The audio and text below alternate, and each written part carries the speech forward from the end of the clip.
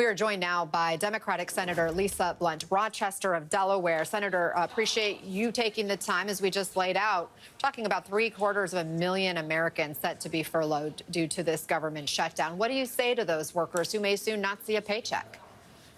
Well, first of all, I take a step back and say, on day one, the president promised to lower costs. We're 254 days in, and not only are energy costs up, food costs are up, but we are on the precipice of healthcare costs going up. So those workers are already feeling the pain.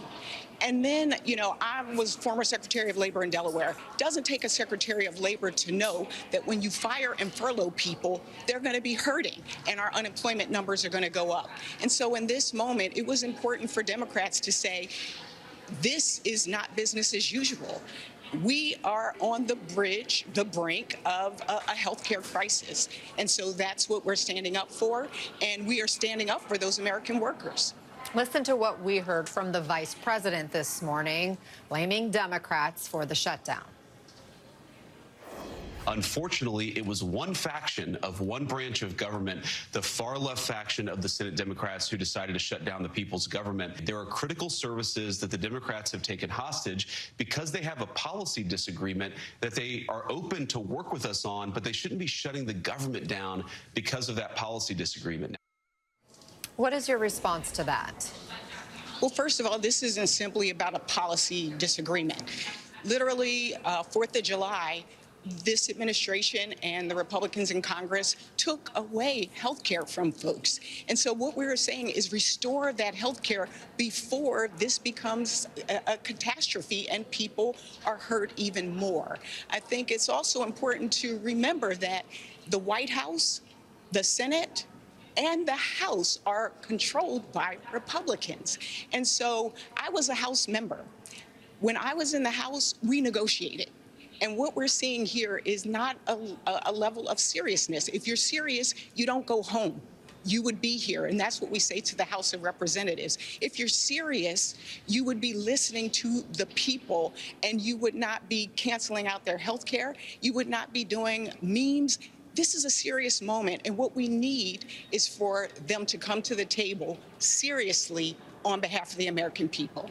But is there a plan B in case that doesn't happen?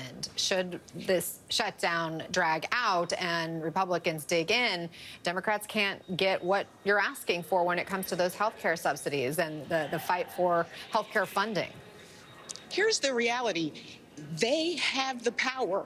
They're in charge. They need to come to the table. And what I'm seeing and feeling at home in Delaware, I have a business person, Jan, who actually suffered from cancer. When I was in the House, she told me if it were not for the Affordable Care Act, she would not have been able to have health care. She is concerned. She represents the half of small business owners are on the Affordable Care Act. When you look at farmers and ranchers in this country, 1/4 on the Affordable Care Act. When you look at moms and babies and the number of births that are given because of our health care. We're not saying we got a perfect health care system, but what we are saying is that we don't want to break it even more, and we don't want people's prices to skyrocket. And they have the power, they have the ability. And I don't know if people are telling the president, maybe he's not hearing what this really means to people, but people are already hurting.